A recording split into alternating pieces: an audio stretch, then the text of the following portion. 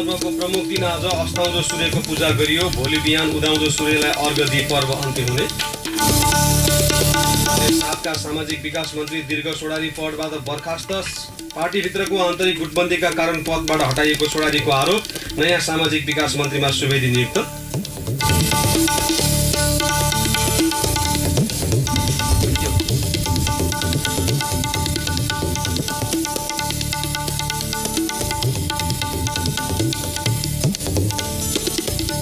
संघीय संसदको दोस्रो अधिवेशन सकिएसँगै समितिहरू पनि सुस्त। प्रतिनिधि सभामा उत्पत्ति भएका 6वटा विधेयक विचाराधीन अवस्थामै। अत्यधिक मोटोपनले क्यान्सरको जोखिम बढाउने अध्ययन प्रतिवेदन सार्वजनिक। र नेपाली महिला फुटबल टोली ओलम्पिक अन्तर्गत एसियाली छनौटको दोस्रो चरणमा। समूहको तेस्रो खेलमा बङ्गलादेशसँग 1-1 को बराबरी। नमस्कार, कान्तिपुर डायरीका साथमा लक्ष्मी र म पवन। सुरु गरौँ अहिलेसम्मका प्रमुख प्रसङ्गबाट। संघीय संसदको दोस्रो अधिवेशन अन्त्य भएसँगै समितिहरू पनि सुस्त बनेका छन्। गत असोज 11 गते प्रतिनिधि सभाको अधिवेशन अन्त्य हुनु अघि विषयगत समितिमा पठाइएका 6वटा विधेयकमाथिको दफावार छलफल बाँकी रहे पनि समितिहरूको बैठक लामो समय यता बस्न सकेको छैन। संसदको अधिवेशन अन्त्य भएको र दशैं, तिहार, छठ जस्ता पर्व परेकाले विधेयकहरूमाथि दफावार छलफल हुन नसकेको संघीय संसद सचिवालयले जनाएको छ। चाडपर्व सकिएसँगै अब समिति सक्रिय भएर विधेयकमाथिको दफावार छलफल अघि बढाउने सचिवालयका विधेयक शाखा प्रमुख उपसचिव अधिराज राईले बताउनुभयो। प्रतिनिधि सभामा उत्पत्ति भएका 6वटा विधेयक विषयगत समितिमा दफावार छलफलका क्रममा छन् भने एउटा विधेयक प्रतिनिधि सभाबाट पारित भएर राष्ट्रिय सभामा विचाराधीन छ। राष्ट्रिय सभाबाट 3वटा विधेयक पारित भएको सन्देश प्रतिनिधि सभामा आए पनि विधेयक टेबल भने भएको छैन। गत वैशाख 23 गते सुरु भएको संघीय संसदका दोस्रो अधिवेशन गत असोज 11 गते अन्त्य भएको थियो। संसदको अधिवेशन अन्त्य भएकाले ती विधेयक विचाराधीन बनेका हुन्।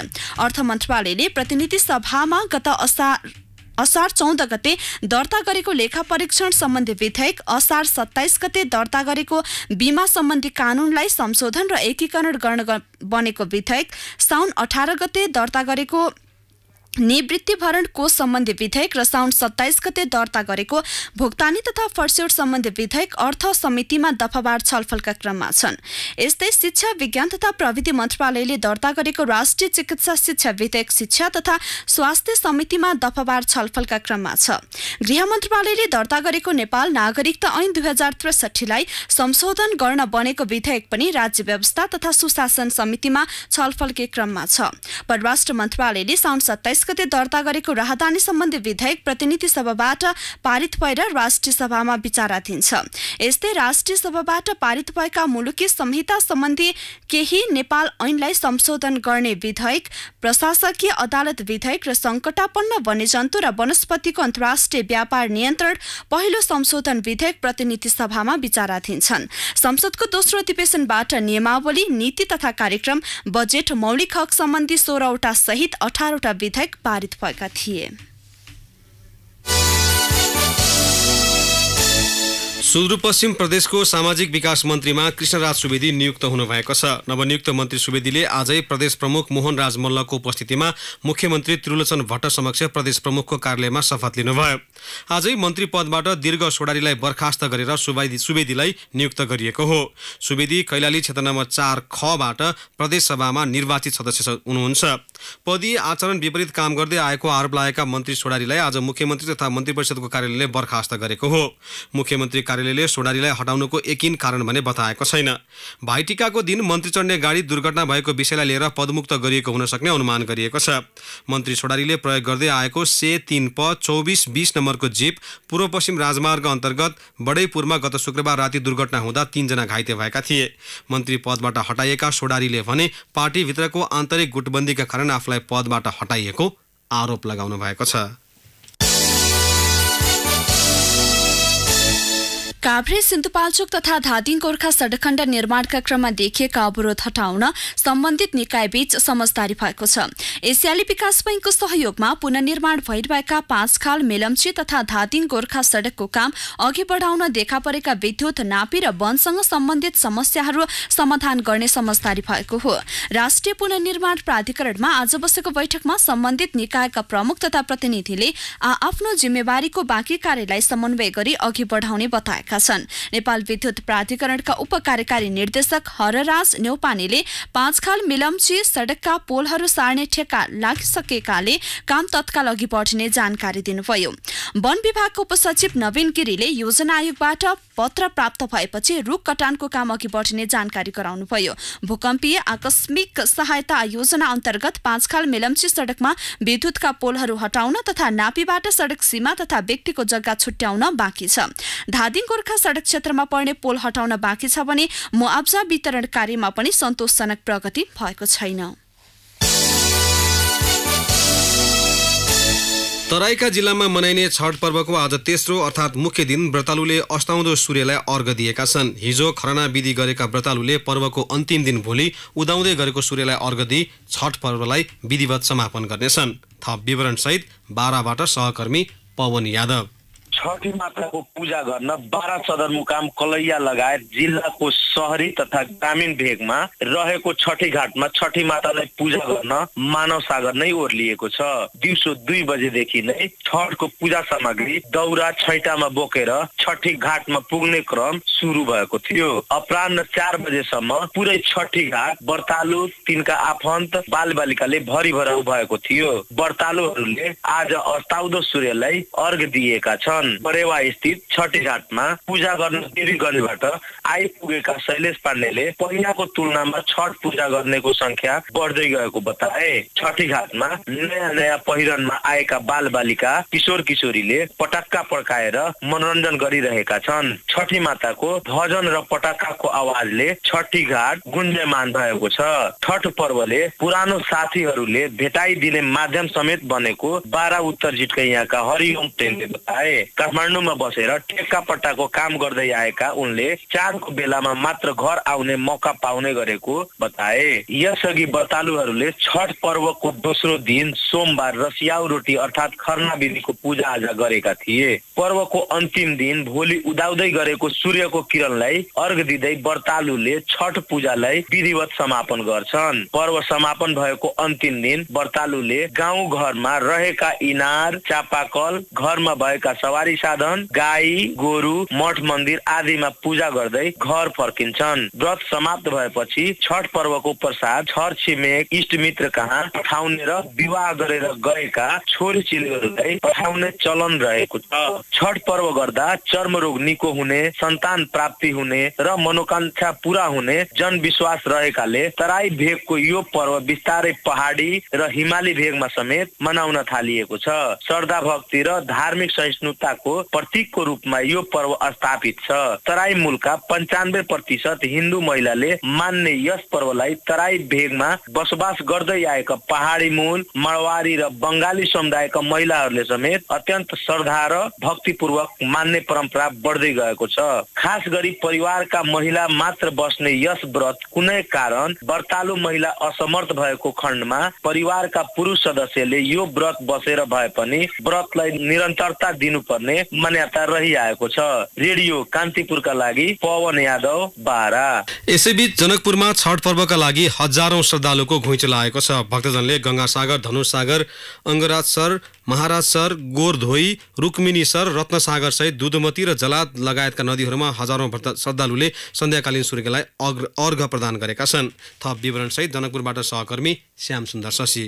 जनकपुर का गंगा सागर, धनुष सागर, अंगराज सर, महाराज सर, गोरधई पोखरी, रुक्मिनी सर, रत्न सागर सहित दूधमती र दलाद लगायतका नदीहरूमा हजारौं श्रद्धालु सन्ध्याकालीन सूर्यलाई अर्घ्य प्रदान गरे। श्रद्धालुहरूको निरन्तर बढ्दो संख्याका कारण गंगा सागरमा गए रातिदेखि नै पूजा सामग्री राख्ने क्रम सुरु भइसकेको थियो। छठ मान्ने तथा दर्शनार्थीहरूको उम्लिदो भिडका कारण जनकपुर क्षेत्रको ट्राफिक व्यवस्था अस्तव्यस्त बनेको थियो। जनकपुरको छठी हेर्न 2000 भन्दा बढी पर्यटक जनकपुर आएका छन्। होटल वेलकमका सञ्चालक विजय झुन्झुनवालाका अनुसार देशी विदेशी पर्यटकहरूका कारण यहाँका सम्पूर्ण होटल लज र धर्मशालाहरू भरि भराउ छन्। होटल व्यवसायी महासंघ प्रदेश 2 का संरक्षक सल्लाहकार समेत रहेका झुन्झुनवाला यसरी भन्छन्। यस वर्षको छठमा अन्दाजी देश विदेशका आफ्ना राष्ट्रिय दर्शकहरू पर्यटकहरूको संख्या 2000 को हाराहारीमा हुनुपर्छ। वास्तवमा यस वर्षको छठ आफ्नो अलग रङबाट हामी मनाएका छौँ। सुस्वास्थ्य, दीर्घ जीवन, सन्तान प्राप्ति तथा पारिवारिक सुख शान्तिका लागि प्रत्येक वर्ष कार्तिक शुक्ल खष्टी र सप्तमीको दिन छठ मान्ने चलन छ। श्रद्धालु कृष्ण सिंहका अनुसार छठ पूजा गर्दा कुष्ठ जस्ता रोगहरूबाट मुक्ति हुन्छ।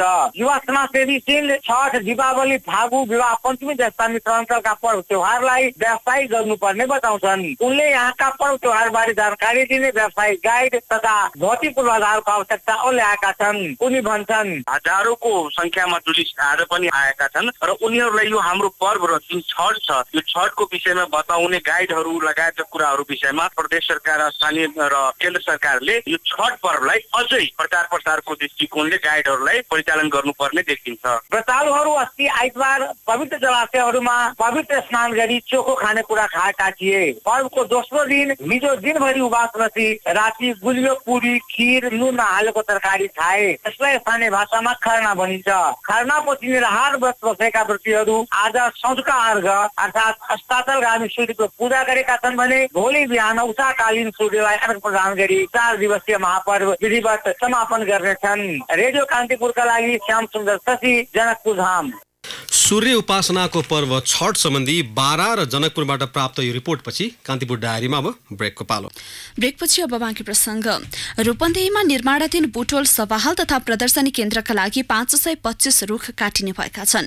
वातावरण प्रभाव मूल्याङ्कन EIA को प्रारम्भिक अध्ययनमा सो संख्यामा रुख कटान गर्नुपर्ने देखिएको बुटोल सभाहाल तथा प्रदर्शनी केन्द्रका योजना प्रमुख शिखर लामाले बताउनुभयो। सभाहाल निर्माणका लागि यसअघि नै 136 वटा रुख काटिएको छ। अब थप रुखसहित 525 रुख काटिनुपर्नेछ। बुटोल मण्डपको पश्चिमतर्फको 6 बिघा क्षेत्रमा कुल 1 अर्ब 50 करोडको लागतमा अन्तर्राष्ट्रिय स्तरको प्रदर्शनी केन्द्र निर्माण हुँदैछ। यस्तै विक्रमसम्म 2071 सालदेखि 23.5 करोडको लागतमा अन्तर्राष्ट्रिय स्तरको सभाहाल निर्माण भइरहेको छ। राजधानीमा विदेशी ब्रान्डको नाममा नक्कली सामग्री उत्पादन गरी उपभोक्ता ठग्ने गरेको रहस्य खुलेको छ।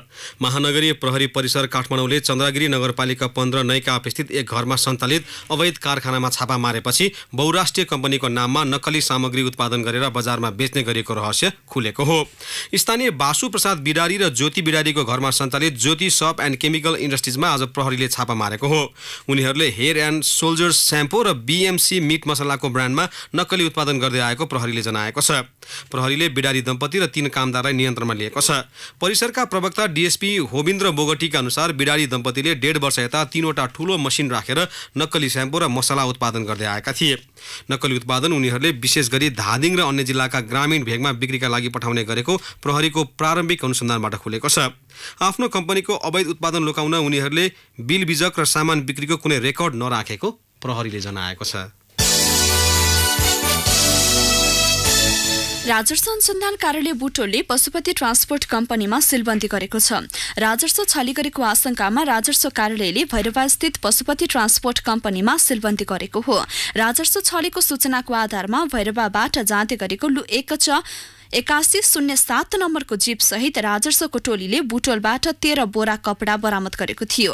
अनुसन्धानका क्रममा सो कम्पनी सिलबन्दी गरिएको राजस्व कार्यालयले जनाएको छ। पक्राउ परेको जीप चालकको बयानको आधारमा पशुपति ट्रान्सपोर्ट कम्पनीको गोदाममा थप अनुसन्धान गर्नुपर्ने देखिएकाले सिलबन्दी गरिएको राजस्व अनुसन्धान कार्यालयका सूचना अधिकारी नवराज अधिकारीले बताउनुभयो। कान्तिपुर डायरीमा अब डोल्पा डायरीको पालो। डोल्पा डायरीबाट विष्णुलाल बुढाको नमस्कार। डोल्पाको सदरमुकाम दुनैदेखि करिब 17 किलोमिटर पश्चिमतर्फ पर्ने चुङगाडसम्म सडकको ट्र्याक खोल्ने काम सकिएसँगै डोल्पा राष्ट्रिय सडक सञ्जालमा जोडिने अन्तिम चरणमा पुगेको छ। सरकारले जाजरकोट दुनै सडक निर्माणका क्रममा डोल्पाको चुङगाडसम्म ट्र्याक खोल्ने काम सकिएको हो। सदरमुकाम दुनैबाट सोपानीतर्फ जाने क्रममा 82 ओडारमा यही कार्तिक 19 गते जीप दुर्घटना हुँदा भेरी नदीमा हराइरहेकी एक युवतीको अवस्था अझै अज्ञात छ। दुर्घटना भएको 1 साता बितिसक्दा पनि त्रिपुरा सुन्दरी नगरपालिका 9 चौकी अमिना बुढा मगरको अवस्था पत्ता नलागेको प्रमुख जिल्ला अधिकारी भूपेन्द्र थापाले बताउनुभयो। प्रशासनले पोखराबाट सशस्त्र प्रहरीका गोताखोर ल्याएर खोजी कार्य जारी राखे पनि अझै नभेटिएको थापाले जानकारी दिनुभयो। मुलुककै गहिरो ताल फोक्सुन्डोको भ्रमण गर्ने आन्तरिक पर्यटकको संख्या बढेको छ। आन्तरिक पर्यटकको तथ्याङ्क राख्ने व्यवस्था नभए पनि होटेल व्यवसायीले अघिल्ला वर्षको तुलनामा यो वर्ष आन्तरिक पर्यटकको संख्या बढेको बताएका छन्। प्राकृतिक सुन्दरताले भरिपूर्ण र रमणीय पदयात्रामा नेपालकै दोस्रो ठूलो झरना समेत रहेको फोक्सुन्डो ताल हेर्नका लागि यो वर्ष पर्यटक संख्या उल्लेख्य रूपमा बढेको फोक्सुन्डो ताल छेउमा होटेल व्यवसाय गर्ने रिन्जिन बुढाले बताउनुभयो। आन्तरिक सुरक्षा स्थितिको निरीक्षणमा डोल्पा आएका कर्णाली प्रदेश प्रहरी प्रमुख प्रहरी नायब महानिरीक्षक महेश विक्रम शाहलाई नागरिक सुनवाईमा डोल्पाको सुरक्षाको माग गरिएको छ। सुनवाईका क्रममा डोल्पाको 2/3 भूगोल ओगटेको माथिल्लो डोल्पामा सुरक्षाका लागि प्रहरी चौकी स्थापना नभएको विषयमा पनि प्रश्न गरिएको थियो। जिल्ला प्रहरी कार्यालय डोल्पाले गरेको नागरिक सुनवाई कार्यक्रममा कर्णाली प्रदेश प्रहरी प्रमुख शाहले प्रहरीप्रति भरोसा गर्न आग्रह गर्नुभयो। डोल्पा डायरी आजलाई यति नै। विष्णुलाल बुढा बिदा चाहन्छु। नमस्कार।